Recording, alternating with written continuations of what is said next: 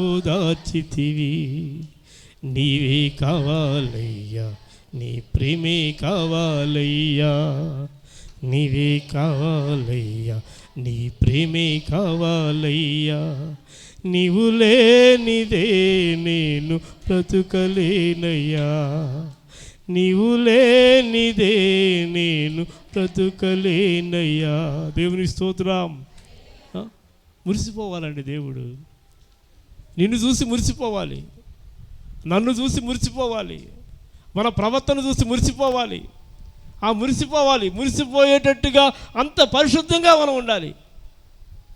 కొన్నిసార్లు నా బట్టలు నాకే మురిసిపోయేటట్టు ఉండవు, నేను మురిసిపోలేను. ఎందుకంటే ఇక్కడ మత్తు ఉందంటే, ఈరోజు పొద్దుట నేను ఐరన్ చేసుకుందామని చెప్పి నా బట్టలు నేను తీసుకుంటే ఒక షర్ట్ మీద మత్తు ఉంటే తీసేయి అని చెప్పి పక్కన లాగేసి మంచిది ఎత్తుక్కుని చూసుకుని దాన్ని ఐరన్ చేసుకుని, అంటే నేను మురిసిపోయేటట్టుగా ఎలా ఉండాలి, నేను ధరించే వస్త్రమే అంత పరిశుద్ధంగా ఉంటే అప్పుడు నేను ఏం చేస్తాను, సంతోషంగా హ్యాపీగా నా చేయి కూడా నడుస్తుంది. ఐరన్ చేసుకోరా, చక్కగా చేసుకోరా అని చెప్పి ఏం చేద్దామంటే నా హ్యాండ్ కూడా పనిచేస్తుంది చక్కగా. అదే కనుక మురికుంటే దీన్ని నేను ఎలా వాడను, ఎలా దీన్ని ధరించను, ఎలా నేను వేసుకోను అని చెప్పి నా అంతరాత్మ నన్ను ఇష్టపడదు, నా మనసు ఇష్టపడదు. దాన్ని తీసి పక్కన పాడేస్తాకి ఇష్టపడుతుంది తప్పనిచ్చి దాన్ని ధరించాలని చెప్పి నేను ఏమాత్రం ఇష్టపడను. అలాగే నిన్ను ప్రభు అయినటువంటి యేసుక్రీస్తు వారు దేవుని బిడ్డలారా చేర్చుకోవాలంటే కనుక నువ్వు పరిశుద్ధంగా ఉంటేనే తప్పనిచ్చి, ఏమంటే నువ్వు అపరిశుద్ధంగా ఉంటే కనుక యేసుక్రీస్తు ప్రభు వారు నిన్ను ఏమాత్రం కూడా చేర్చుకుంటాం అనేది ఇస్తారు కానీ పని.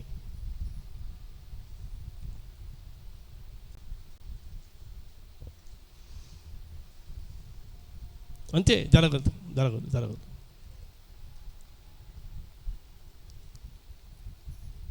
అందుకే అక్కడ పౌలు చెప్పిన మాట ఏంటంటే సంపూర్తి చేయండిరా. ఏమన్నాడు? పరిశుద్ధతను సంపూర్తి చేయండి. ఎక్కడ ఇంత కాస్తంత లోపము కూడా లేకోకుండా సంపూర్తి చేసుకోండి అయ్యా, సంపూర్తి చేసుకోండి. శరీరమును సంపూర్తి చేసుకోండి, ఆత్మను కూడా ఏం చేసుకోవాలంట? పరిశుద్ధంగా సంపూర్తి చేసుకోండి. సమస్త కల్మషం నుండి మిమ్మల్ని మీరేం చేస్తారంటే పవిత్రులుగా చేసుకుంటేనే తప్ప ప్రభువును చూడటం. చేసుకున్నవాడే ప్రభువును చూస్తాడు, చేసుకునేవాడు ప్రభువును చూడటం. ప్రార్థనకు వచ్చేవాడు మందు తాగితే రక్షణ పొందినవాడు, ప్రార్థనకు వచ్చేవాడి గురించి పక్కన పెట్టేయండి. రక్షణ పొందనివాడు అంటే అదొక రకం. రక్షణ పొంది బాప్తిజం పొందినటువంటి వాడు, ఏమండి, మారు మనసు పొంది సన్నిధిలో ప్రియుల పరిచర్య చేసేటువంటి వ్యక్తి కడుక్కోకుండా, దానిలో ఆ బురదలోకి వెళ్ళకోకుండా ఎంత జాగ్రత్తగా ఉంటే దేవుడు చూస్తాడు, దేవుడి దగ్గరికి వెళ్తాడు. అలా చర్చికి వచ్చి మారు మనసు పొంది బాప్తిసాలు పొందుకునేటువంటి వాడు తాగుబోతులు లేరా? ఉన్నారా? ఏమ్మా లేరా? వాళ్ళు ప్రభువుని చూస్తారా? వాళ్ళు ప్రభు దగ్గరికి వెళ్తారా? ఒకప్పుడు నేను చేసిన వాడినే, నేను కూడా లోకస్తున్నే, నేను కాదంటలేదు. కానీ సంపూర్ణంగా ప్రభుని నేను తెలుసుకున్న తర్వాత నా బిహేవియర్ మార్చుకున్నాను, నా ప్రవర్తన మార్చుకున్నాను, నా అలవాట్లు మార్చుకున్నాను, నావన్నీ నేను మార్చేసుకుని ప్రియులారా ప్రభు కోసం బ్రతకటానికి నన్ను నేను సిద్ధపరుచుకున్నాను.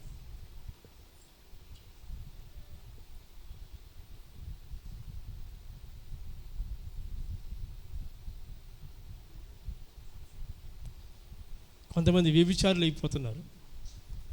భక్తి చేస్తూ ప్రార్థనలకు వస్తూ ప్రార్థనలో ఉంటూ సంఘంలో అనేక సంఘాల్లో నేను చూస్తున్నాను, వాళ్ళు ఎదురుపడినప్పుడల్లా వాళ్ళని గమనిస్తున్నాను. పరిశుద్ధత లేకుండా ప్రభువుని ఎవడో చూడలేడు. ఆమెను చెప్పరేంటి? పరిశుద్ధత లేకుండా ప్రభువుని ఎవడో చూడలేడు.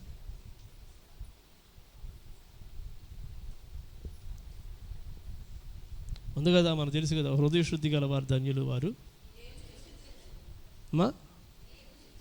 దేవుని చూస్తారు. హృదయ శుద్ధి ముఖ్యం, పరిశుద్ధత ముఖ్యం. ప్రభు కోరుకునేదే అది. ఆత్మకును శరీరమునకును ఆ కల్మషం అంటే పూర్తిగా కడిగేయాలి. నిద్రపోయేవాడు స్తోత్రం చెప్పండి. ఎవరు అల్లు చెప్పారు? ఎవరో చెప్పారు కదా.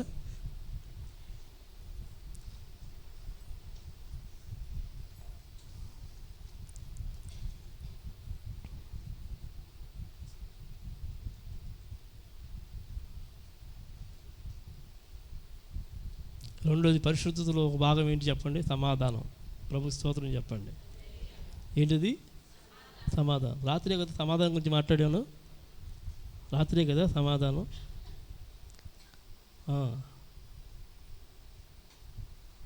ఇక్కడ కూడా ఉంది సమాధానం అనేది. సమాధానంలో పరిశుద్ధతలో సమాధానం కూడా ఒకటి. సమాధానం పడకపోతే పరిశుద్ధులు కారాళ్ళు. గొడవలు పడితే పరిశుద్ధులు కారాళ్ళు. పోట్లాటకు కాలు దువ్వే ప్రతి ఒక్కడు కూడా పరిశుద్ధులు కాడాడు.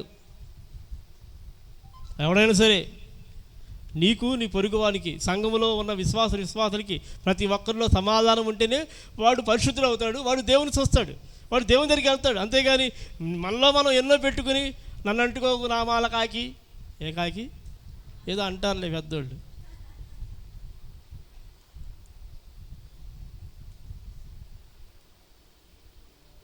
కొంతమంది రంగుని బట్టి స్నేహం చేస్తారు, వర్ణాన్ని బట్టి స్నేహం చేస్తారు, కులాన్ని బట్టి స్నేహం చేస్తారు.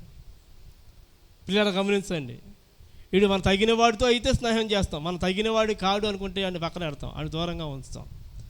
ఇవే కల్మషాలు, ఇవే లోపాలు, ఇవే పాపాలు, ఇవే మనల్ని అపరిశుద్ధంగా చేసేవి. వాళ్ళు ఎవరైనా సరే దేవుని పిల్లలు అనుకున్నప్పుడు వాళ్ళని పక్కన చేర్చుకోవాలి. ప్రభుకు స్తోత్రం చెప్పండి. ఇది పరిశుద్ధత.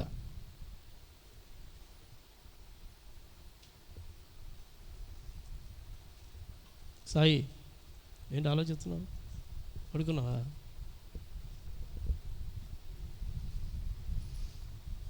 అదే పరిశుద్ధత.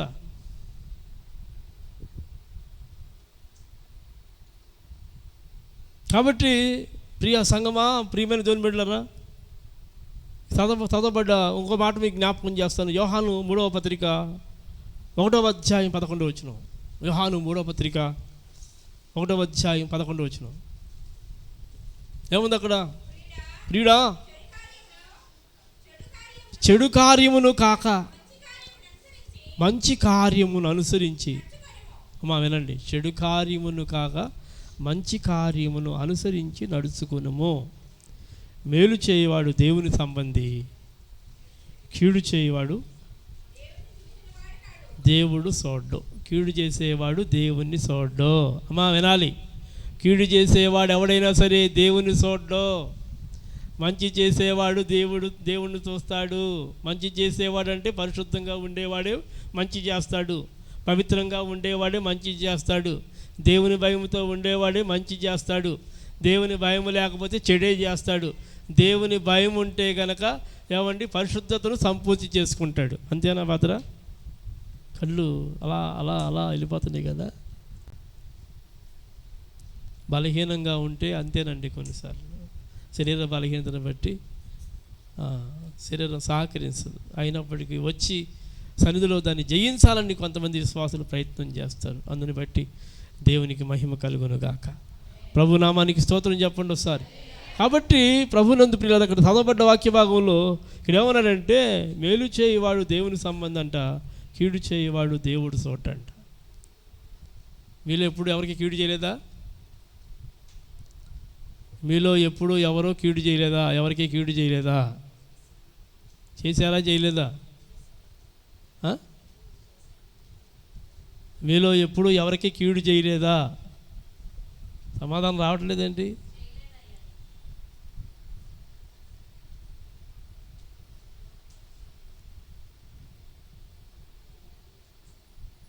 ఎవరు నాశనం కోరలేదా? ఎవరి మీద దేవుని బిడ్డరా ద్వేషపూరితమైనటువంటి తలంపులు, ఆలోచనలు చేయలేదా?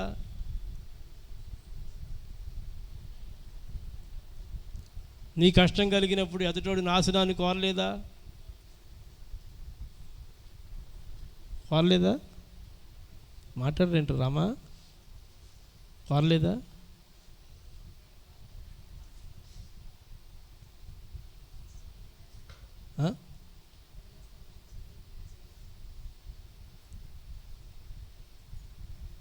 అప్పుడు పాడతాం కదా, మేలు చేయక నేను ఉండలేనయ్యా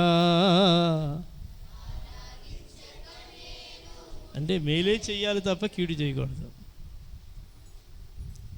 పరిశుద్ధుడు ఎప్పుడు కూడా మేలే చేస్తాడు కానీ కీడు చేయడు. ఒకవేళ ఎదుటివాడు నీ కీడు తలపెట్టినా, ఎదుటివాడు నీ కీడు తలపెట్టినప్పటికీ కూడా నువ్వేం చేస్తావంటే మేలే చేస్తావు. నువ్వు మేలే చేస్తావు.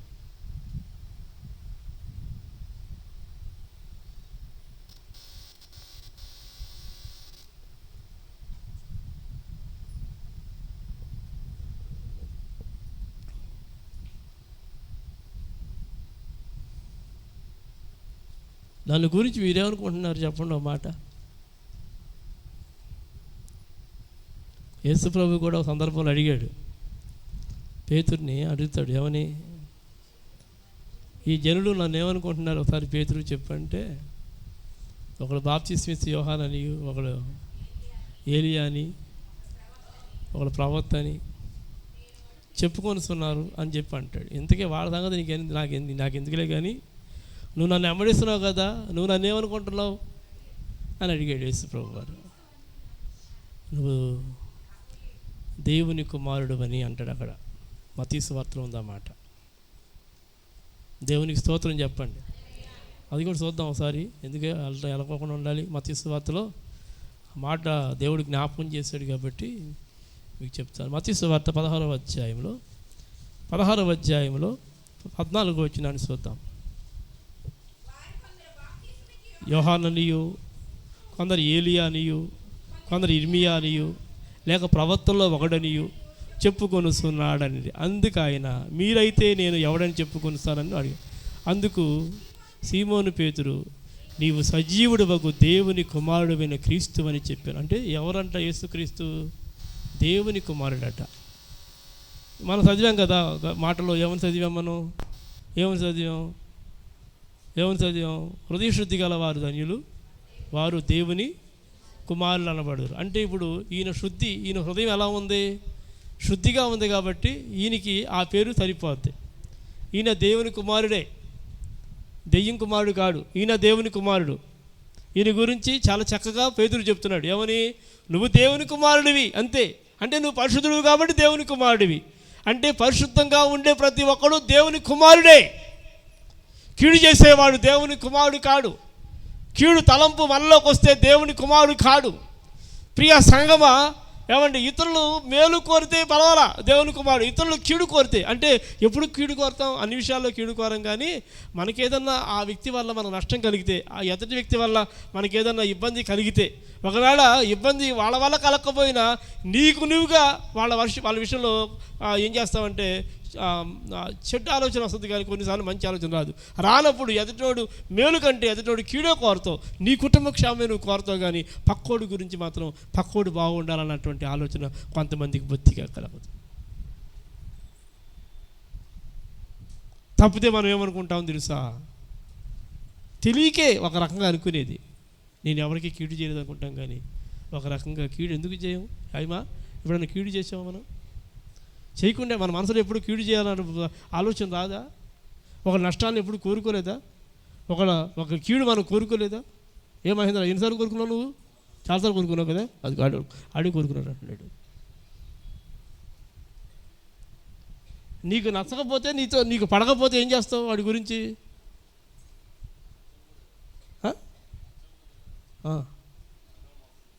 మోసం చేస్తే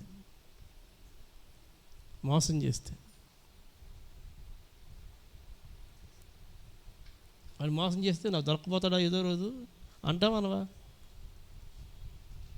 ఏదో రోజు టైం రాకపోద్దా అని చెప్పి టైం కోసం ఎదురు చూసేవాడు ఉంటాడు.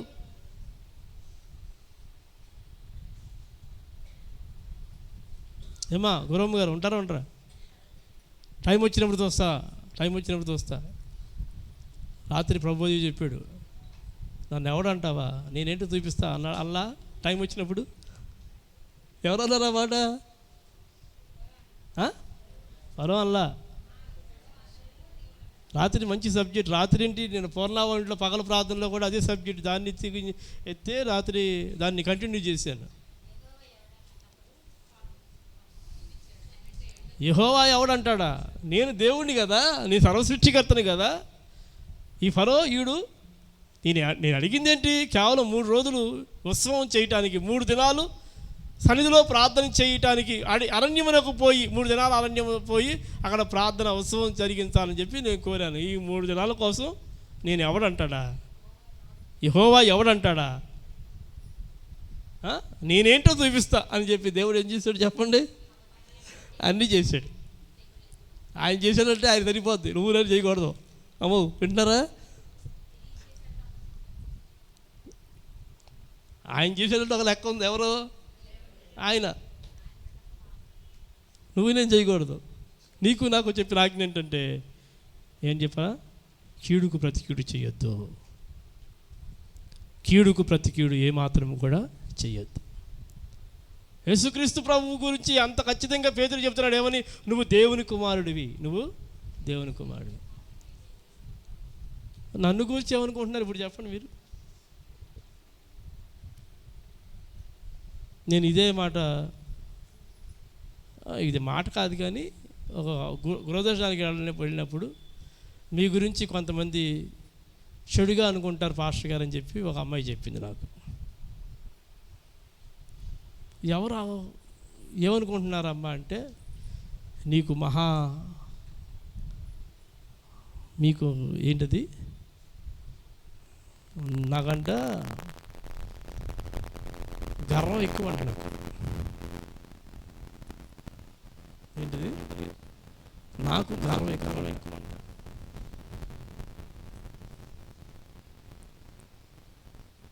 ఇంకేదో మాట్లాడాల. నాకు గర్వం అంట. నా చూపు తేడా ఉందంట. అహంకారంగా ఉంటానంట. ఎవరు వీళ్ళు? నా గురించి అంతగా చెప్పిన వాళ్ళు నన్ను ఏమో దగ్గరగా చూసారా లేక దూరంగా చూసారా? ఎలా చూస్తే ఆ మాటలు చెప్తారు వాళ్ళు? ఏమో. సరే, ఆ అమ్మాయి అడిగినప్పుడు నేను చెప్పాను, అమ్మ వాళ్ళు చెప్పారంటే కారణం ఉంది. నాకు అహంకారం అనేటువంటి మాట ఎందుకన్నారు? నీకు ఒక మాట చెప్తానమ్మా. ఇప్పుడు అహంకారం అనేది నేను కాదు అంటే ఏంటంటే అది అహంకారమే. నేను రాను అంటే అది అహంకారమే. వస్తానంటే అది ఎలా ఉంటుంది? మనకు అనుకూలంగా ఉన్నాడు అంటే, నీకు అనుకూలంగా నేను మాట్లాడితే నీకు మంచోడిని, నీకు అనుకూలంగా నేను మాట్లాడేది అనుకోండి నేను అహంకారినే. నీకు అనుకూలంగా నేను ప్రవర్తించలేదు, అనుకూలంగా నేను చెప్పినప్పుడు చేయలేదు కాబట్టి నేను అహంకారినే. ఇప్పుడు దీనికి ఏంటయ్యా అంటే విషయం చెప్తానండి. ఒక ఆవిడ ప్రార్థన పెట్టమని కోరింది. ఎప్పుడు? రేపే పెట్టమంది. రేపు పెట్టమన్నప్పుడు నేనేం చేశాను? అదేంటమ్మా రేపు పెట్టడం కుదురుద్ది, సడన్గా రేపు పెట్టేసి అంటే నాకు ఇక పనులు లేవా? నాకు ఇక వేరే కార్యక్రమాలు ఉండవా? నాకు వేరే ప్రార్థనలు ఉండవా? 10 ప్రార్థన పెట్టుకోవాలంటే 10 రోజులు, 1 వారం రోజులు ముందు చెప్తే ఆ డేట్ నేను నీకు ఇవ్వడానికి ఇష్టపడతాను. అంతేగాని రేపు నాకు ప్రార్థన పెట్టే అంటే రేపు పొద్దున్న ఎక్కడో సార్ నీ బుక్ అయ్యాను, ఎవరో ఒకరు ప్రార్థన పెడతానని చెప్పాను. నేను వాళ్ళని ఎలా ఇచ్చాను, నీకు ఎలా ప్రార్థన పెట్టను అని చెప్పినప్పుడు ఆమెకు నేను ప్రార్థన ఆ టైంకి పెట్టలేదు కాబట్టి, నేను రానన్నాను కాబట్టి ఆమె నా మీద వేసిన ఏంటయ్యా ఏంటంటే నేను చెప్పండి అమ్మా అహంకారిని, అహంకారంతో ఉంటాడు కాబట్టి మనకు సమాధానం కరెక్ట్గా రాదు. ఇది ఇట్లా అపార్థం చేసుకుని అలా నా గురించి బ్యాడ్గా చెప్పేటువంటి వాళ్ళు ఉంటారు. అనుకూలంగా కాదు. దేవునికి స్తోత్రం చెప్పండి. ఎవడెట్లా అనుకుంటే నాకేంటి? నేను నా దేవుని దృష్టిలో యథార్థంగా ఉన్నానా లేదా, అది నాకు ప్రాముఖ్యం. అంతే. ఒక విశ్వాసి ప్రార్థన పెట్టమని చెప్పి కోరింది. సరే పెడతానమ్మా అన్నాను. నాకు 1 వారం రోజుల ముందు చెప్పింది, పెడతానని చెప్పాను. ఆ రోజు ప్రార్థన పెట్టే రోజు నాకు ఫోను చేయలే, అయ్యా వస్తున్నారా అని అడగల. తిరిగి మళ్ళీ నేను కొంతమంది విశ్వాసులు ఫోన్ చేసి ఇంతకే ఆమె ప్రార్థన పెట్టమని కోరింది, మళ్ళీ ఫోన్ చేయలేదు, మీకు కనిపించిందా అంటే మాకేం కనపడేదని చెప్పి అన్నారు. ఆ రోజు ఎటు కాకుండా ఎవరికీ ప్రార్థన లేకోకుండా ఆ రోజు టైం వేస్ట్ అయిపోయింది. అయిపోయిన తర్వాత మళ్ళీ 2 వారాలు పోయినాక నేను చర్చికి వెళ్ళి వాక్యం చెప్తుంటుంటే ఆమె ప్రార్థనకు వచ్చింది. ఏమ్మా నువ్వు ఆ రోజు ప్రార్థన పెట్టమని చెప్పన్నావు, మళ్ళీ కనపడలేదు, కనీసం ఫోన్ చేయలేదు, ఏంటంటే అయ్యా డబ్బులు లేవయ్యా అందుకే ఆపేశాను అయ్యా. అంటే నీకు అనుకూలంగా ఉంటే చేసి పెట్టుకుంటావు, నీకు అనుకూలంగా అయితే ఆ టైం ఏంటంటే ఎట్లా వృధాగా పోయినా పర్వాలేదు అనమాట. ఒకవేళ మనం గట్టి ఖండించి మాట్లాడాం అనుకో, పాస్టర్ గారు చూసావా నన్ను తిట్టాడు, మందలించాడు, కేకలిచ్చాడు, అంత ఇచ్చేసాడు. పాస్టర్ గారికి ఎంత అహంకారం, ఎంత గర్వం, ఆయన కడుపు నిండింది కాబట్టి అటు మాట్లాడుతున్నాడు. ఎన్ని రకాలు మాట్లాడుతాయో తెలుసా? తీరావా అలా మాట్లాడతారు. సరే, నా గురించి ఏమనుకుంటున్నారో నాకు తెలుసు, కానీ నేను మాత్రం దేవుని బిడ్డ తోలనాడకూడదు. వాక్యం ఎరిగిన వాడు ఎప్పుడు కూడా ఎప్పటికప్పుడు దేవుని భయముతో తన పరిశుద్ధతను సంపూర్తి చేసుకోవాలంతే. దేవుని భయముతోనే పరిశుద్ధతను ఏం చేయాలి చెప్పండి? సంపూర్తి చేసుకోవాలి. ప్రభు నామానికి మహిమ కలుగునుగాక. అందరూ చేతులెత్తి గట్టిగా స్తోత్రం చెప్పండి. పరిశుద్ధుడే దేవుని కుమారుడు. పరిశుద్ధంగా లేకపోతే వాడు దేవుని కుమారుడు కాదు, వాడు దేవుని సోదరుడు అంతే. వాడు ఏమాత్రం కూడా దేవుని చూడటం అనేది జరగని పని, దేవుని చూడటం అనేది జరగని పని. కాబట్టి ప్రియ సంగమా, ఇక్కడ చదవబడ్డటువంటి వాక్య భాగంలో ఏమన్నారంటే, మేలు చేయవాడు దేవుని సంబంధి, కీడు చేయవాడు దేవుని చూచిన వాడు కాడు. ఇంకో మాట చెప్పేసి నేను ముగిస్తాను, టైం అవుతుంది కనుక. పేతురు మొదటి పత్రిక 3వ అధ్యాయం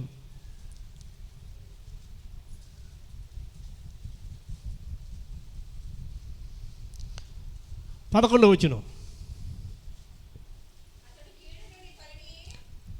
పేతురు మొదటి పత్రిక 3వ అధ్యాయం 11వ వచనం. అతడు కీడు నుండి తొలగి మేలే చేయవలెను. కీడు నుండి తొలగటం ఏంటి? కీడు నుండి తొలగటం ఏంటి? ఆలోచించండి. ఇక్కడ కీడు చేసిన వాడు ఉన్నాడు, ఆ కీడులో పడ్డాడు వీడు. ప్రభు స్తోత్రం చెప్పండి. కీడులో వీడు పడ్డాడు. ఎవరి వల్ల పడ్డాడు?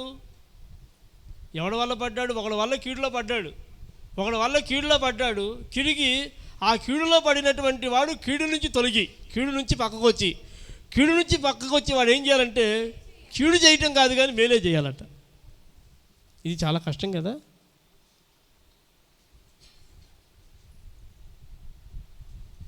ఇది చాలా కష్టం.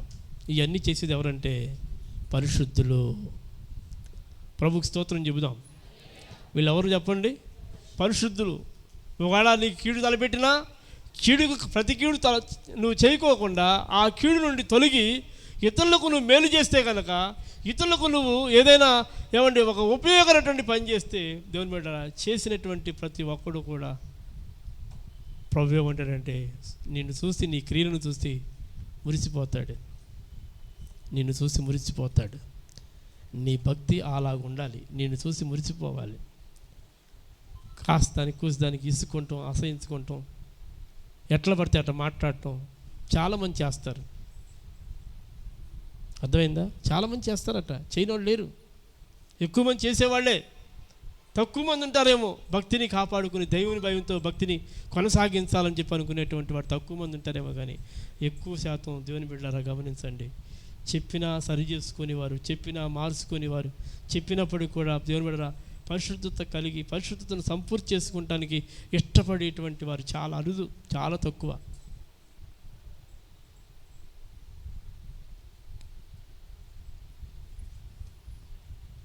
ఎఫెసీ 5:5 చూడండి.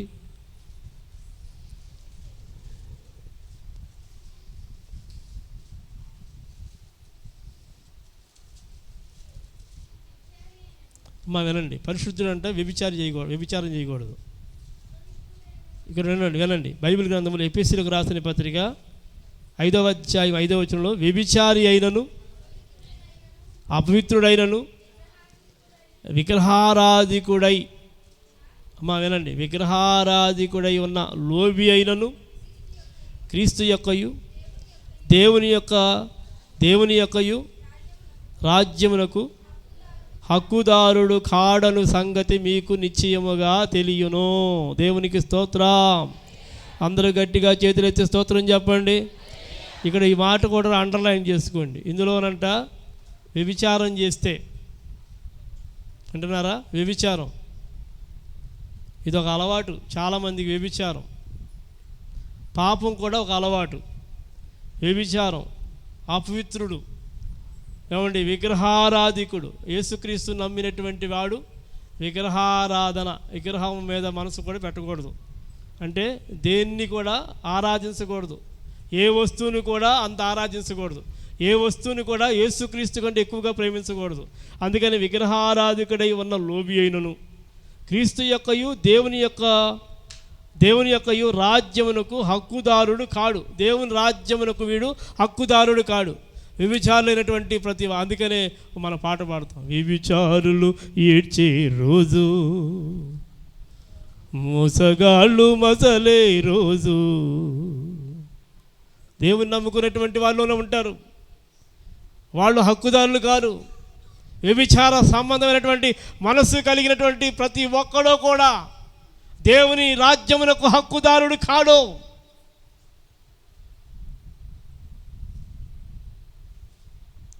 కొంతమందికి చక్కటి భార్య ఉంటున్నప్పటికీ కూడా, దేవుని పిల్లలు గమనించండి, భార్యతో ప్రేమతో మెలగలేడు, కానీ అక్రమ సంబంధాల మీద ఎక్కువగా మగ్గు చూపేవాడు వ్యక్తులు కొంతమంది ఉంటారు.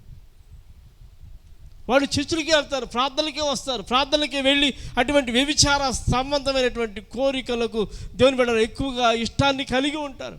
వ్యభిచారులు కూడా ఏమండి అక్కడికి వెళ్ళేటువంటి అవకాశం లేదని బైబిల్ చాలా సూటిగా మనతో మాట్లాడుతుంది. వ్యభిచారులు ఏడ్చే రోజు, మోసగాళ్ళు మసలే రోజు, అబద్ధికులు అరచే రోజు, దొంగలంతా దొర్లే రోజు, ఆ రోజు శ్రమ నుండి తప్పించే నాదుడు లేడు. త్రాగుబోతులు, వ్యభిచారులు, దొంగలు, మోసగాళ్ళు వీళ్ళందరూ ఎక్కడున్నారో తెలుసా? సంఘంలో ఉంటారు, కానీ దేవుని రాజ్యంలో మాత్రం ఉండరు. ఎక్కడుంటారు చెప్పండి? సంఘంలో ఉంటారు. ఏ సంఘం? భూమి మీద ఉన్న సంఘాల్లో ఉంటారు, వీళ్ళందరూ కూడా. కానీ దేవుని రాజ్యంలో మాత్రం ఉండరు. ఒక్కడు ఉన్నాడు అంతే. దేవుని రాజ్యంలో ఉండరు. దేవుడిని చూడటం కష్టం. దేవుడు వాడు ముఖాన్ని చూడటం అసహించుకుంటాడు అంతే.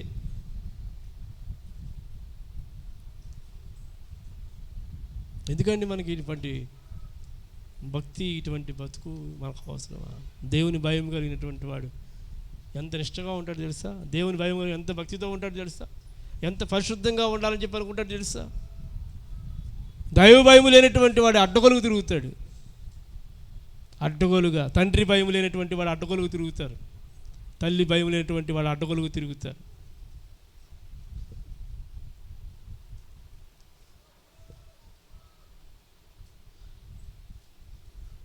మీలో తల్లిదండ్రుల భయం ఎంతమందికి ఉంది? పిల్లలారా మీకు మిమ్మల్ని అడిగేది, తల్లిదండ్రుల భయం నిజంగా చెప్పండి, అబద్ధంగా చెప్పమాకండి. తల్లిదండ్రుల భయం ఎంతమందికి ఉంది మీలో?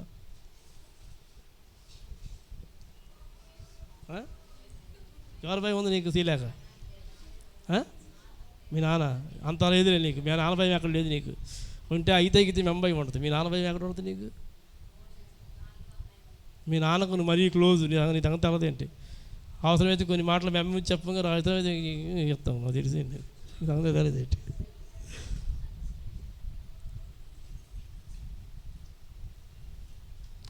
తల్లిదండ్రులు భయం కలిగినటువంటి పిల్లలు ఎంతమంది ఉన్నారు మీలో?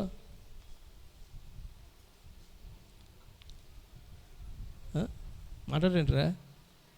నిజంగా భయం ఉందా? భానుగాడు చెయ్యెత్తున్నాడు, మాకు నాన్న అంటే భయమేనండి. నానంటే భయం, అమ్మంటే భయమా? ఇద్దరు అంటే భయమా? ఇప్పటికి కూడా భయమేనా? లైట్గా లైట్గా అంట.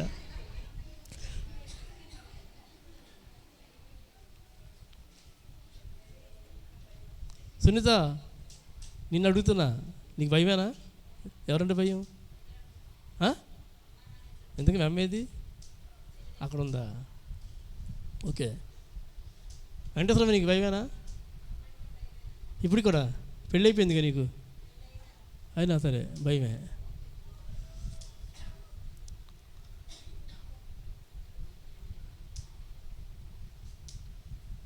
నాకు భయపడితే అమ్మ లేదు, నాన్న లేడు. నేను భయపడతాకి నాకు అమ్మ లేదు, నాన్న లేడు. నాన్న చనిపోయాడు, అమ్మ చనిపోయింది. కానీ నేను మా అమ్మకు భయపడేవాడిని కాదు, కానీ మా అమ్మతో ప్రేమగా దగ్గరగా ఉండేవాడిని. మా నాన్నకు మాత్రం సత్యంత భయం. ఆయన బతికున్నంతకాలం ఆయనకి నేను భయపడుతూనే బతికా. ఆయన నాకు ఏం చేయడు. ఆ టైంలో నన్ను కొట్టడం కానీ తిడతాడని ఏదో కాదు, భయం అంతే. ఆయన చనిపోయేంత వరకు మా నాన్న అంటే నాకు పిచ్చ భయం. నేను సేవలోకి వచ్చి సేవ చేస్తున్నప్పుడు కూడా, నేను బైబిల్ కలిగి, సేవ కలిగి, సంఘం కలిగి, విశ్వాసాన్ని కలిగి ఉన్నప్పుడు కూడా కోనేరు సెంటర్లో నన్ను పట్టుకొట్టాడు మా నాన్న.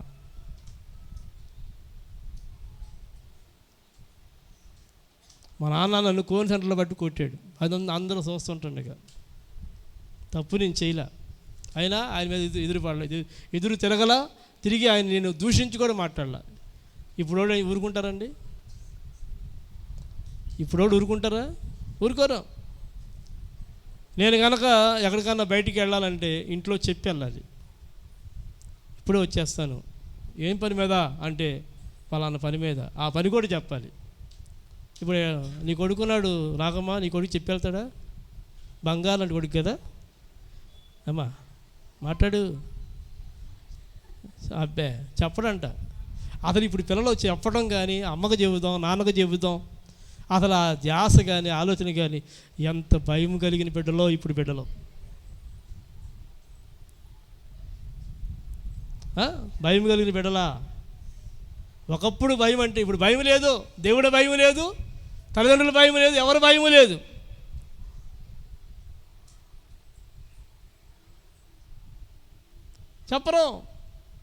చెప్పకుండా వెళ్ళిపోవటమే. ఇష్టం వచ్చినప్పుడు రావటం, ఇష్టం వచ్చినప్పుడు పోవటం. అంతేగాని పలానా సాటికి వెళ్తాను, పలానా సాటికి వస్తాను అనేది ఏమీ లేదు. భయం లేదు. తల్లిదండ్రుల భయం లేదు. తల్లిదండ్రుల భయం లేనటువంటి వాడు అసలు దేవుని భయం అసలు ఎట్లా ఉంటుంది చెప్పండి? ఏ భయము లేదు. భయము కలిగి అన్నాడు బైబిల్లో. దైవ భయము కలిగి. ప్రభుకి స్తోత్రం చెప్పండి. ఇది ఇంపార్టెంట్, గుర్తుపెట్టుకోండి పిల్లరా. సురేష్, భయపడతావు నువ్వు? ఎవరికి భయపడతావు? ఎవరో అమ్మక. నాన్నంటే భయం లేదా? నాన్న ఫ్రెండ్లీ అంట, అమ్మ భయం అంట. ఇంకా నువ్వు భయపడతావా? ఎవరికి? ఇద్దరికి.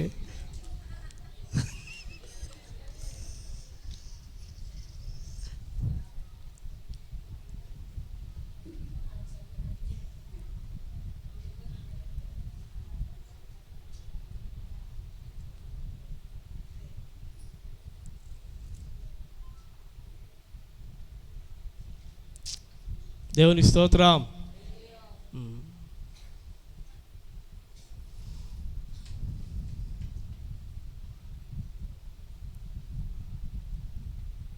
ఇంతకీ కావ్య అందా ఎవరికి భయపడతావు? మీ అమ్మగా, మీ నాన్నగా? అని నిజం చెప్పు. చేస్తారా? భయపడద్దా? నిన్ను భయపడద్దా? భయపడదు కదా, నీకే భయపడద్దు. నీ కొడుకు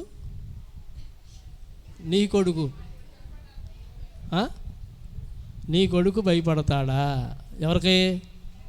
నీకు భయపడ్డు, మీ ఆయనకి భయపడ్డు. భయపడ్డు. ఆడిష్టం. ఎప్పుడు వస్తాడో తెలియదు, ఎప్పుడు వెళ్తాడో తెలియదు, అంతే. లాంఛనం నీ కొడుకు భయపడతాడా? ఒక టైంలో అది చెప్పి వెళ్తాడా? పోనీ పలానా సరికి వెళ్తున్నాను, అది లేదు.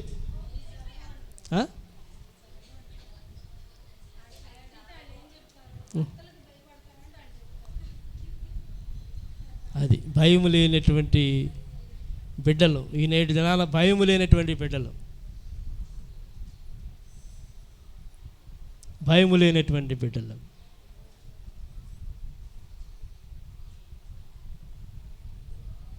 ఏంటమ్ములు ఏడుతున్నావా?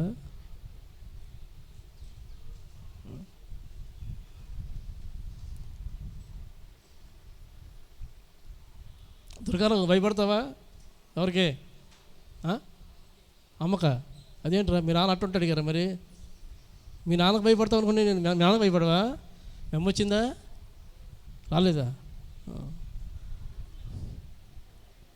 చూస్తాకేమో వాళ్ళ నాన్న గంభీరంగా ఉంటాడు, వాళ్ళ అమ్మేమో మెత్తగా కనపడుద్ది.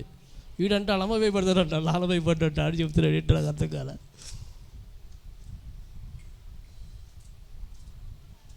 మా నాన్నగాడు ఉన్నాడు సరే.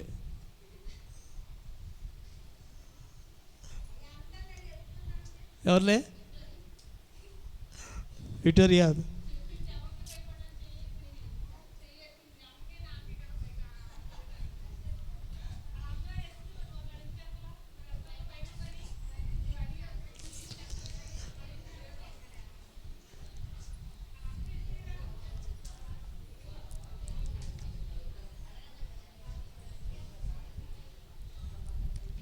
దేవునికి స్తోత్రం. ముగిస్తాను, టైం 1 గంట దాటింది కాబట్టి. భయము కలిగి పరిశుద్ధతను సంపూర్తి చేసుకోండి. ఒకటే గుర్తుపెట్టుకోండి, భయము కలిగి పరిశుద్ధతను ఏం చేస్తారు? సంపూర్తి చేసుకోండి. ఎక్కడ ఏ చిన్న లోపానికి తావివ్వకండి, పరిశుద్ధంగా ఉండండి. అప్పుడే ప్రభుని చూస్తాం. రెండోది గమనించండి, ప్రభు రాజ్యంలో ఉంటాడు. అప్పుడే వాళ్ళే ప్రభు రాజ్యంలో ఉంటారు. అంతేగాని దేవుని యొక్క రాజ్యములకు హక్కుదారుడు కాడు. ఎవడంటే వ్యభిచారి కానీ, అపితుడు కానీ, విగ్రహారాధికుడు కానీ, వీడు ఎవడైనా సరే వీడు దేవుని రాజ్యములకు హక్కుదారుడు కాడు. అంటే భయం ఉంటే, దేవుని భయం ఉంటే ఏం చేస్తాడంటే ఈ చేయడు కాబట్టి హక్కుదారుడు అవుతాడు. దేవుని భయం లేనటువంటి వాడు ఇష్టం అన్నీ చేస్తాడు. వాడికి భయం లేదు కాబట్టి వ్యభిచారం చేస్తాడు, దొంగతనం చేస్తాడు, విగ్రహాల దాని మీద మనసు పెడతాడు కాబట్టి వీడికి ఇక దేవుని భయం లేదు కాబట్టి వీడు ఇక హక్కుదారుడు కాడు. దేవునికి మహిమ కలుగును గాక. అందరూ గట్టిగా చేతులెత్తి స్తోత్రం చెప్పండి. కాబట్టి ప్రియా సంగమా, ఆనాటి రోజులు రావాలని చెప్పి కోరుకుందాం. ఏనాటి రోజులు? అప్పుడు పాత రోజులు తల్లిదండ్రులకు భయపడే బిడ్డలు, ఈ రోజులు మాత్రం తల్లిదండ్రులకు విధేయులు కాని బిడ్డలు.